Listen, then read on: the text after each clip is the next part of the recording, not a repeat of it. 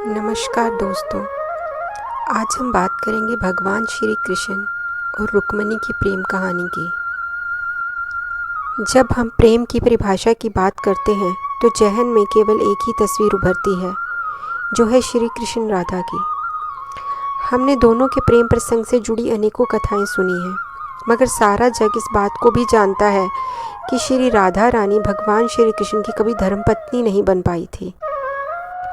हालांकि ब्रह्मवैवर्त पुराण के अनुसार ब्रह्मदेव ने स्वयं राधा कृष्ण का विवाह कराया था, मगर और किसी भी वेद पुराण में इस बात के साक्ष्य नहीं मिले हैं। वेद पुराणों और साहित्य पर विश्वास किया जाए तो श्री कृष्ण की 8 रानियां थीं, जिनसे उन्होंने विधि पूर्वक विवाह किया था, और इन 8 रानियों में सबसे पहली रानी रुक्मिणी देवी थी। देवी रुक्मिणी और श्री कृष्ण की शादी की कथा बेहद रोचक है। आज हम आपको बताएंगे कि आखिर श्री कृष्ण और रुक्मिणी कैसे मिले थे और कैसे दोनों का विवाह हुआ था। विदर्भ राज्य के राजा भीष्मक के एक पुत्र और एक पुत्री थी। पुत्र का नाम रुक्मी और पुत्री का नाम रुक्मिणी था। राजा भीष्मक अपनी पुत्री से बहुत प्रेम करते थे और उनके विवाह के लिए योग्य वर की तलाश में थे। इस विषय में राजा भीष्मक के सबसे करीबी मित्र महाभारत कालीन मगध राज्य के नरेश जरासंध को भी पता था। जरासंध को उस वक्त का शक्तिशाली राजा माना जाता था और ऐसा भी कहा जाता था कि जरासंध का वध कोई नहीं कर सकता है। जरासंध देवी रुक्मिणी को अपनी पुत्री जैसा मानते थे और इसलिए वह खुद भी रुक्मिणी के लिए योग्य वर की तलाश में थे, मगर रुक्मिणी के मन से शुरू से ही भगवान श्री कृष्ण की छवि बसी हुई थी।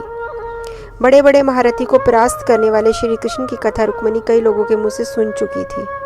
देवी रुक्मिणी ने श्री कृष्ण के विषय में सुनकर ही तय कर लिया था कि वह उन्हीं से विवाह करेंगी। मथुरा के राजा कंस को झटके में ढेर करने के बाद तो श्री कृष्ण की ख्याति और भी बढ़ गई थी। उनकी वीरता के चर्चे चौतरफा गूंज रहे थे, मगर वहीं श्री कृष्ण ने कंस का वध करके बहुत से राज्यों को अपना दुश्मन भी बना लिया था, जिसमें से एक था मगध का राजा जरासंध। दरअसल कंस जरासंध का दामाद था और इसलिए वह श्री कृष्ण से घृणा करता था। जब जरासंध को इस विषय का ज्ञात हुआ कि रुक्मिणी को श्री कृष्ण से प्रेम है, तो देवी रुक्मिणी के भाई रुक्मी को साथ मिलकर जरासंध ने छेदी नरेश शिशुपाल के साथ रुक्मिणी का विवाह तय कर दिया। मगर विधि को तो कुछ और ही मंजूर था, इसलिए यह विवाह कभी नहीं हो सका। रुक्मिणी ने अपने पिता को यह बात पहले ही बता दी थी कि वह विवाह केवल श्री कृष्ण से ही करेंगी, क्योंकि वह मन ही मन उन्हें अपना पति मान चुकी थी। ऐसे में रुक्मिणी के पिता ने भी उन्हें सहयोग देने की ठान ली, मगर जरासंध और देवी रुक्मिणी के भाई को जैसे ही इस बात का भनक लगी, उन्होंने राजा भीष्मक और राजकुमारी देवी रुक्मिणी को कारागार में डाल दिया। कारागार में बंदी बने हुए ही देवी रुक्मिणी ने श्री कृष्ण की सखिया बरसाने की रानी देवी राधा को पत्र लिखा, जिसमें उन्होंने बताया कि कैसे उन्हें और उनके पिता को बंधक बना लिया गया है और वह चाहती हैं कि श्री कृष्ण उन्हें बचाने के लिए स्वयं विदर्भ राज्य पधारे। श्री राधा रानी को जब यह पत्र मिला तो उन्होंने स्वयं श्री कृष्ण से देवी रुक्मिणी की मदद करने के लिए आग्रह किया। इस बात से श्री कृष्ण पहले से ही वाकिफ थे कि देवी रुक्मिणी को यदि वह बचाने गए तो उन्हें उनसे विवाह करना पड़ेगा। यदि राधा कोई उन्हें कार्य करने के लिए कह दे तो वह उसे किसी आदेश की तरह पूरा करते थे। देवी रुक्मिणी ने राधा रानी की मदद से अपने पत्रों को भगवान कृष्ण तक पहुंचाया, मगर भगवान कृष्ण ने तो उन पत्रों को पढ़ा ही नहीं। इसका बड़ा कारण यह भी था कि वह राधा रानी से प्रेम करते थे और वह किसी और से विवाह करने की सोच भी नहीं सकते थे।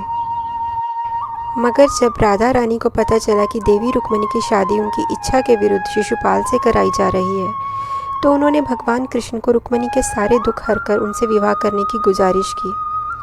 अपनी प्रेमिका राधा रानी की इच्छा को आदेश मानकर भगवान श्री कृष्ण देवी रुक्मिणी और शिशुपाल के विवाह में पहुंच गए। श्री कृष्ण जब विदर्भ देश पहुंचे तो वहां देवी रुक्मिणी का स्वयंवर चल रहा था। भगवान श्री कृष्ण और देवी रुक्मिणी के भाई रुक्मी के बीच भयंकर युद्ध हुआ।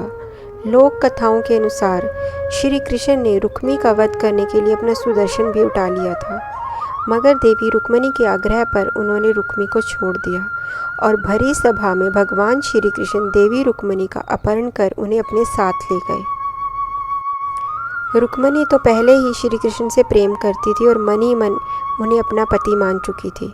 इस बात को श्री कृष्ण भली भांति समझते थे और इसलिए अपहरण के बाद जब वह श्री कृष्ण का रथ गुजरात राज्य के छोटे से गांव माधवपुर पहुंचा तो वहां श्री कृष्ण ने देवी रुक्मिणी से विवाह कर लिया और इस प्रकार दोस्तों दोनों का विवाह संपन्न हुआ। आपको बता दें कि आज भी माधोपुर में माधव राय जी मंदिर है, जहां हर वर्ष आज भी रामनवमी के अवसर पर विशेष मेले का आयोजन किया जाता है। रुक्मिणी से विवाह के बाद श्री कृष्ण उन्हें अपनी द्वारिका नगरी ले गए, जहां उनका बड़े धूमधाम से स्वागत किया गया। नमस्कार दोस्तों, ऐसी और सुंदर कथाओं के बारे में जानने के लिए हमारे चैनल को लाइक कीजिए, सब्सक्राइब कीजिए और शेयर कीजिए। धन्यवाद।